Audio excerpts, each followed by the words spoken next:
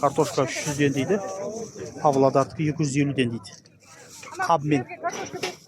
Қабымен алса 250'ден. Мыналар 300'ден дейді.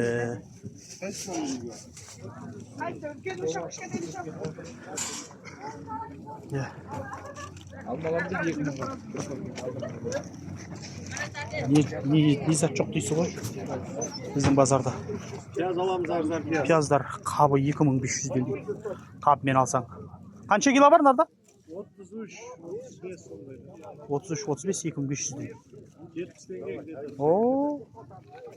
Biz bazardan қаншадан алып жүрміз? Bazardan қаншадан алып жүрміз? Нарда почти 33-35 килограмм шыққанда 2500. Шамамен 70-75'тен шығып тұр екен. Жақсы баға. Мал базар деп аты болғанмен мына қараңыздар міне. Обыштың түрі міне. Жеміс жидек те бар. Сосын бір жақсысы бұл жерде. Ондай қымбат емес. Бір жақсысы. Сол себепте шығар адамдар арнайлап келіп тұрып алатындар. Ер тоқымдар міне толып тұр. Енді алдында түсіріп салған ер тоқымдарды ондай көп просмотр қаралым жинамады. Сол себепті қатты нетпей, міне ат әбзелдері түрімен жатырдың арада.